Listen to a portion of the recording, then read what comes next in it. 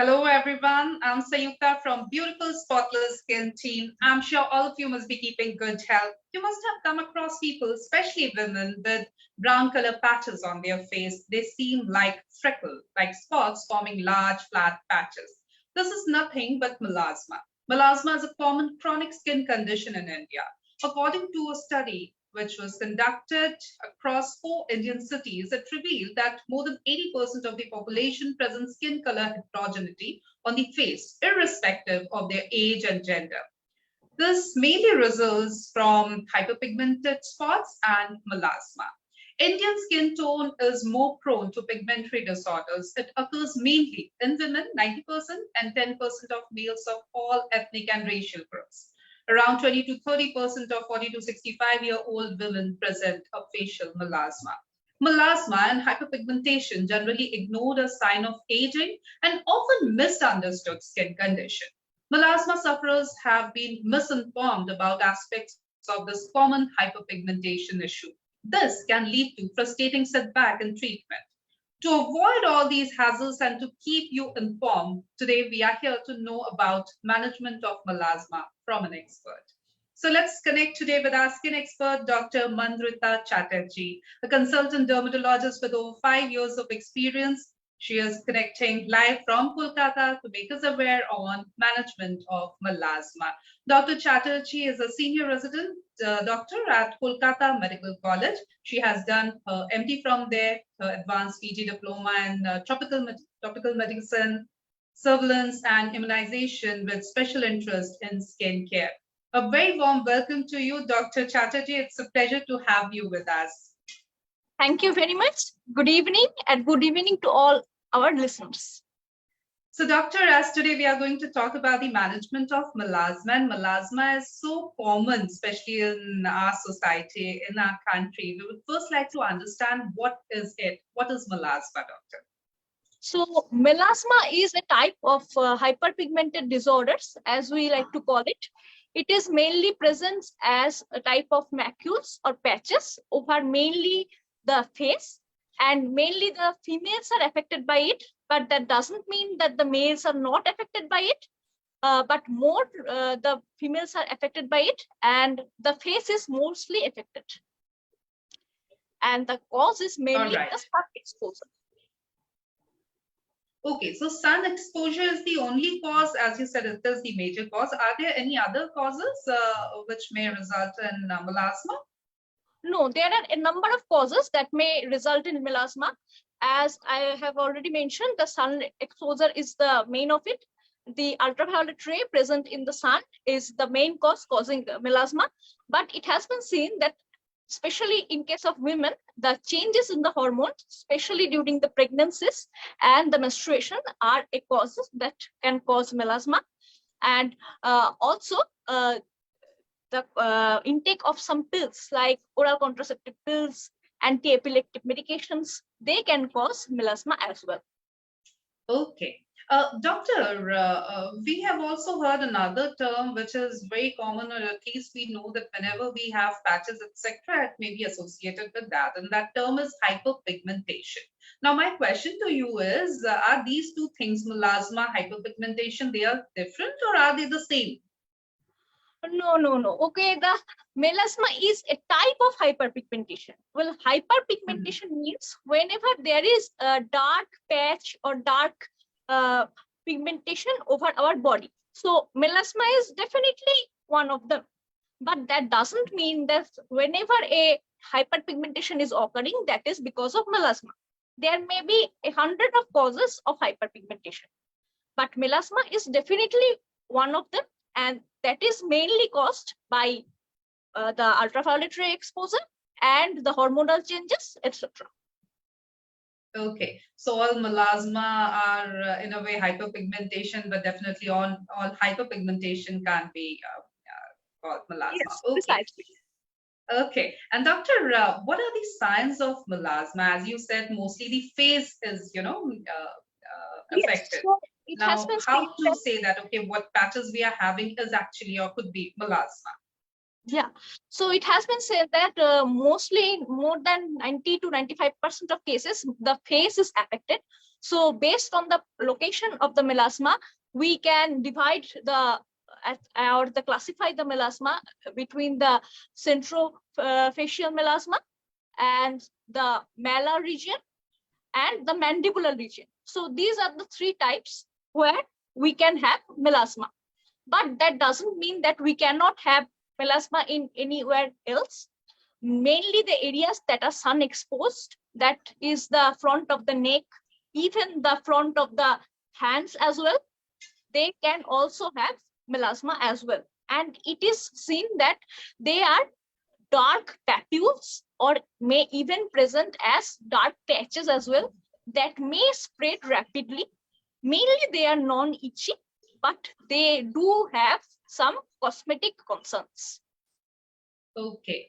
Doctor, as you said, the main cause is the harmful sun or the radiations, or which can actually affect our skin and lead it to melasma. Now, the thing is that in India, even after knowing that how important sunscreen is and why should we have sunscreen in our daily skincare routine, 67% of people are still not using sunscreen, which is really sad. Now, I would like to understand how sunscreen can help us restricting or preventing melasma. Well, melasma is a thing that you can prevent it for long if you maintain a regular skincare routine. Okay. So from early on, you have to start using the sunscreen, and the sunscreen have to be appropriate for your skin type, and you have to reapply it at an interval of 2 to 3 hours. This is a must and a must. Even the people in the patients who come to my chamber, they also say that I have no need to apply sunscreen because I don't go out. Right. But that is not the case. Even if you stay indoors only, and most of the women in our cases are housewives, they only cook in front of gas or something, Right. but they are also receiving the heat. So sunscreen is also mandatory for them. They also have to have the waterproof sunscreen, and they have to reapply them at an interval of 2 to 3 hours, so that we can get protected from this harmful UV rays. If we can maintain this using of the sunscreen continuously and regularly, melasma can be prevented to a great extent. Fair enough. So that means that even if we are working from our homes or the offices where it's air conditioned, or our exposure in the sun is not that much, still we need to use sunscreen regularly. Reapplication is equally important. How you apply, how much you apply, these all play important role in preventing our skin. So even if the name suggests sunscreen, it's not actually only protecting us from the harmful radiations of the sun, but from other light sources as well. Now, doctor, again, these days, even if we are working from home, or ladies are there who, spend a lot of time in the kitchen, or we spend a lot of time in front of screens, various screens like laptop, mobile phones, tablets, etc. Again, the rays can damage our skin and lead to melasma. Yes, all kinds of radiations are harmful to our skin, and all screens, be it mobile, be it laptop, be it any other screens, they emit harmful rays. So a great amount of it are absorbed through our skins, and they may cause different type of disease. So melasma is only a part of them, and it can lead to more and more diseases, and that can even result up to carcinoma of skin. So it is not only a cosmetic concern. So melasma, up to melasma, we can say that it is only a cosmetic concern. Someone can say that I am only looking bad, it is not harming me at all. But it does not only limit to this only. So protecting from ultraviolet ray is must, because in the long term it can harm you very much, leading up to carcinoma. So using SPF sunscreen is mandatory, and reapplying it is again, more and more very, very important. As you just mentioned, SPF. Now, whenever we go out to purchase sunscreen, we are really confused because there are so many, variations in SPF starting from, I think, 15, 20, 30, 50, and so on. We would like to understand again, doctor, that how to choose the right SPF for our skin. So I will always tell you that please do not go to the shop and just ask for a sunscreen. It does not work like that. Please go to a reputed dermatologist and please learn from him or her what your skin type is and what your activity is. Based on your activity and your skin type, he or she will prescribe you your appropriate sunscreen. And nowadays, there are lots and lots, hundreds and thousands of sunscreen, and all of them don't work. So you have to be very careful during choosing this sunscreen, because in some of cases, there are steroids mixed with the sunscreens. So you cannot always be sure that what you are putting in the name of sunscreens. So it is better to consult a dermatologist before you apply a sunscreen to your face or your body.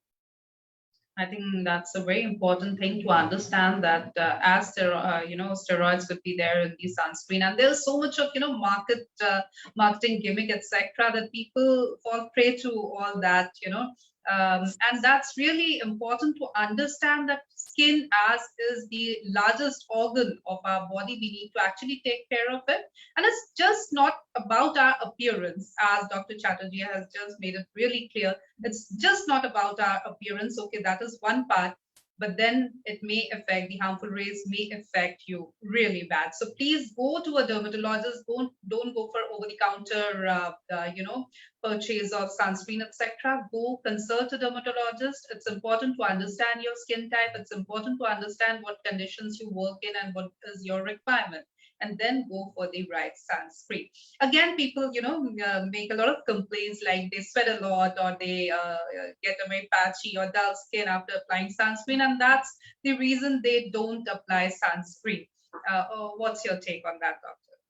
Well, there are different types of sunscreen, and the doctor knows when to suggest what type of sunscreen. If you are sweating, then we should apply the waterproof sunscreen, and always apply adequate amount of sunscreen. That is also very important. Some people just think that it is very costly, so you should conserve it as much as you can. Just apply just a pea-size amount, but that is not sufficient. It is not doing you any good. You should apply at least 2-finger thick sunscreen to your faces and 3-finger thick sunscreen to your arms. That is the minimum amount. And whenever you will go out, the sunscreen will deplete after a certain times. So it is mandatory that you carry your sunscreen with you whenever you are going out. Or even if you are inside the room, please make sure that you are applying the sunscreen again and again after a gap of 2 to 3 hours. This is very much important, because once applying, the sunscreen doesn't work very well. And also, it is very much important, even after applying sunscreen, you will also have to take the physical protection as well, like using umbrella, using broad hat as well. So this is also important. Okay, and many times people, say that if they'll use sunscreen, their body won't be able to, absorb vitamin D the way it should. I'm sure it's a myth, but we would like you to burst the myth. No, that is not the case at all. Vitamin D absorption happens through the dermis, and it can go on very well in the presence of the sunscreen. It does not hamper at all because of the sunscreen. So anybody can be very much relaxed that it is not related to that at all. Okay. And when a patient comes to you, doctor, how you diagnose? I mean, just by looking at the patient's skin, etc., you make out that, okay, it's melasma, or and how you also, decide the line of treatment. What are the treatment options available? So in our country, melasma is fairly common. So In every day, we see at least 2 or 3 patients. It is very common. So normally, we just diagnose it by looking. But if sometimes if we do have suspicions, we can take the help of Wood's lamp. So it is an instrument by which we give a light on the skin. So by the help of that, we can diagnose if the hyperpigmentation that is caused by the melasma is on the dermis or on the epidermis. So the epidermis is the upper layer of the skin and dermis is the inside layer of the skin. So if the hyperpigmentation is on the upper layer of the skin, it will be easier to gently cure it. But if it is on the dermis, it will take time to gradually decrease it. So that is it. And in case of the line of treatment, there are multi-pronged approaches that we take. So normally, we give 3 kinds of medications. One is the retinoids. The second is the hydroquinone. Normally, we stay away from steroids. That is actually my personal opinion. But if the subject or the person is not susceptible to the other drugs, then we will have to take help of the steroids. But you have to be very careful that you don't overuse the steroids, and the patient should be very careful that you should pay heed to the doctor. Right. So it's really important to go and consult a doctor as soon as you spot, these patches, etc., any abnormality on your skin. Don't go for over-the-counter medication, home remedies, or what your friends or family have done. Doctor, I would also like to understand. You said one thing. I mean, over the disadvantages of over-the-counter treatment is that you will end up using steroids, and you may also be not aware of it that you are actually using steroids.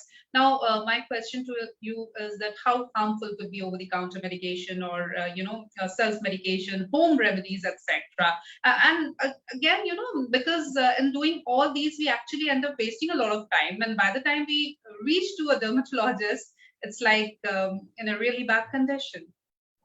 So whenever a patient comes to my chamber, I first ask the patient that what have you applied at home or by the peer pressure, whatever that is. So normally he or she gives me a list of the medicine that he or she has used. Often he or she even produces the ointments or the things that she have used. Basically, 90% of them are wrong, does not even improve anything, and they are all combination drugs and they have steroids in them. So what they do is they make the skin very thin. What happens is that they causes irritation, they causes itching, and even when they are not having any infection, always their skin will appear reddish, and they will always complain that my skin is getting puffy. So it happens when the steroid is getting absorbed. It's in your system. So that is a very serious complication. It happens if the steroid gets absorbed internally, and the person can face various side effects. So my request to all the listeners will be, please don't use over-the-counter medications and don't waste money, because these drugs do cost a lot of money. Please go to a dermatologist. He or she will be able to guide you more and more efficiently. Also, in case of home remedies, I am not a big fan of them. Often they come saying, I have used sandalwood, I have used lemon. So these things, what they do is sometimes they make the area more inflamed. They causes more irritation. And first we have to treat them for that only. Then only we can treat it for the actual cause, that is melasma. So it is better not to apply any home remedy or home medication. but to go to your doctor straightforward. Right. So there's no point in wasting time, energy, money, or over-the-counter medication or home remedies or asking a friend or family what they have done or following their prescription.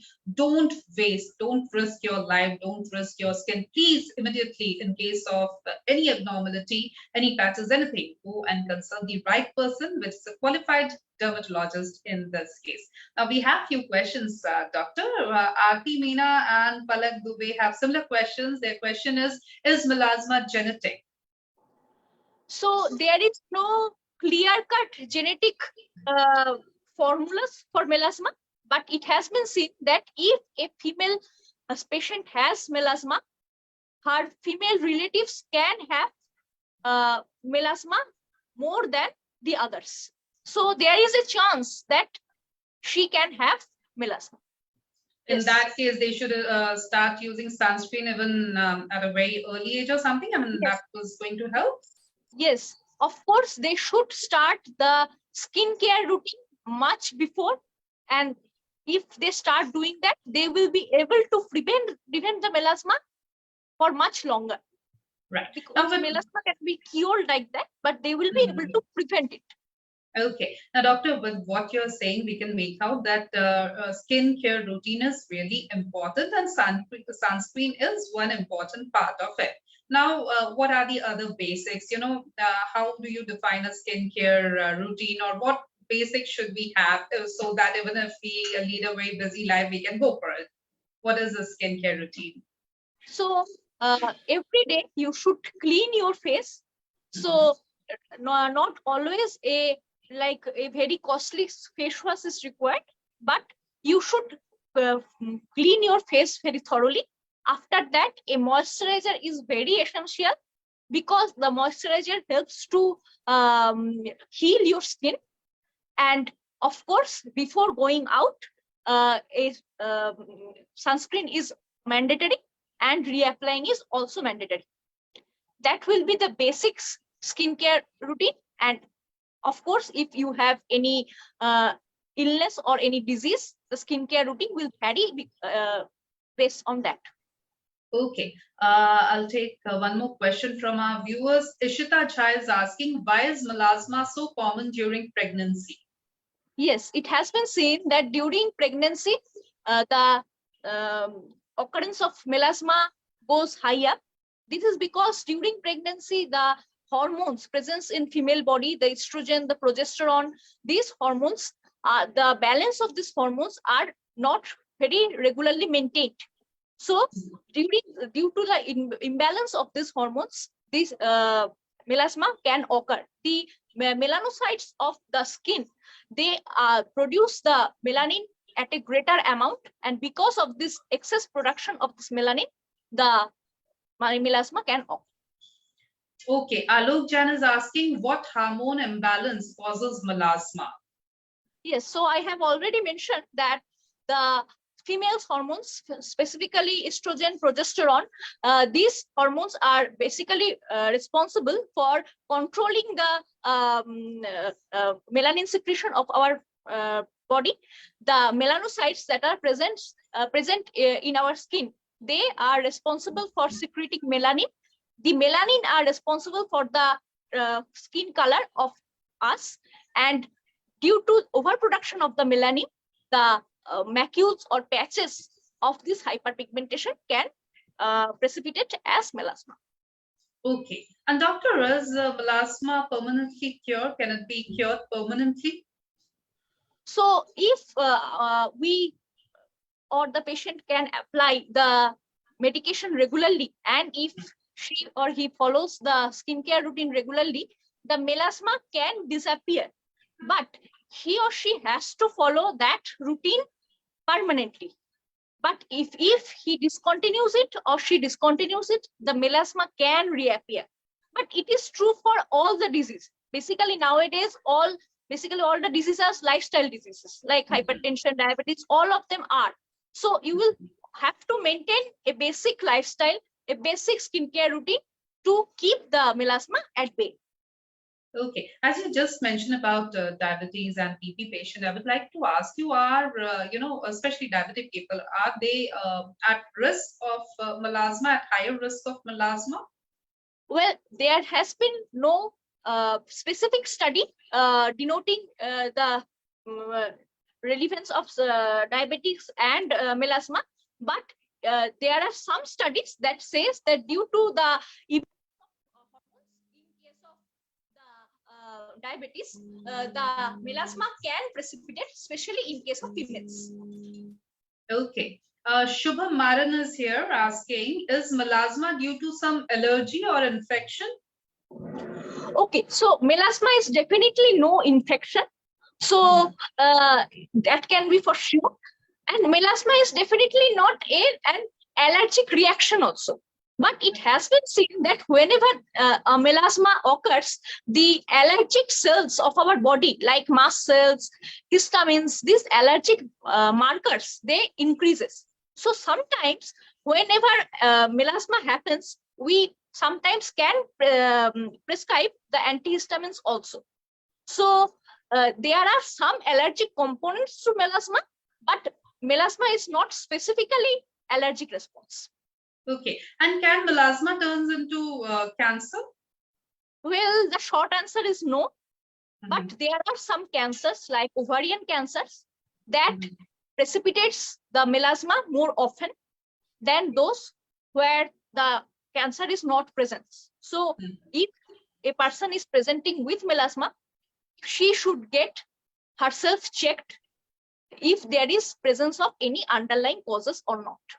Exactly. So again, we are saying it's just not about your physical appearance. Okay, we are not looking good. That's the only thing that we can just avoid it. But then there can be underlying condition. So please go and get it checked with a qualified dermatologist. Now, again, as we are continuously saying, doctor, that melasma is very common in our society, especially women are, very prone, or they appear a lot of melasma. Now, my question is that many a times, most of us associate these type of things with aging. Okay, these patches are, we can spot these patches on your face. Yeah, yeah, it's okay. I'm aging, so I'm bound to have it. Now, what's your stand on that? Well, it in case of like 20 to 30 years ago, we could have said that yes, melasma comes only after reaching 35 or 40. But nowadays, we are seeing melasma as even in 20 years of old subjects. Okay, so melasma is not completely related to aging.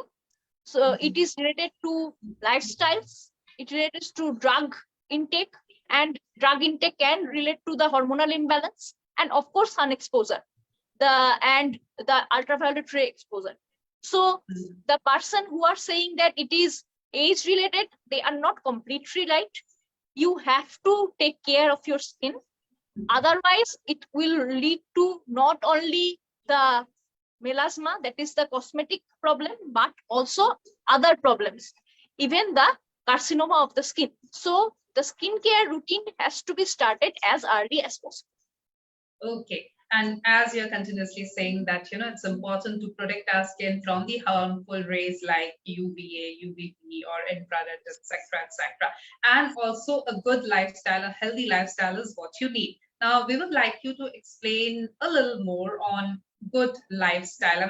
What are the do's and don'ts for, keeping our skin healthy? So nowadays, most of us lead an sedentary lifestyle. That means we do not work out very often, but we should work out at least for 45 minutes a day minimum, that is, and do the freehand exercise or pranayams or yogas as applicable to us. And some women says that we do all the household chores, so we don't have to do any exercise at all. But that is not the case. That is not the same as doing exercise or yogas. So yoga is very important to relieve stress, as well as it maintains the inner cycle of our body. So it helps us to detoxify.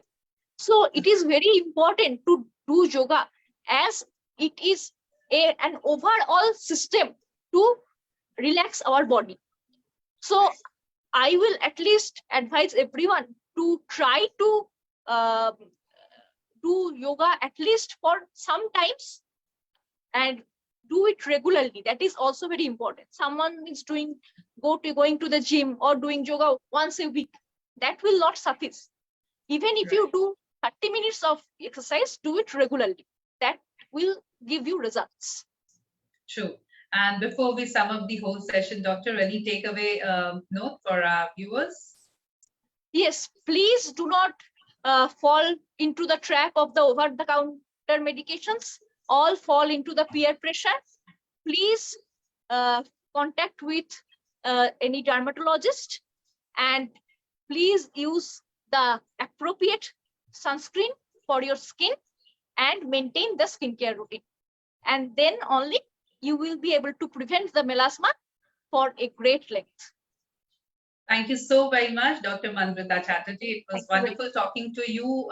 This whole session was so informative. Thank you for the information, for the knowledge you just imparted, and your valuable time. It was great hearing you. Thank you.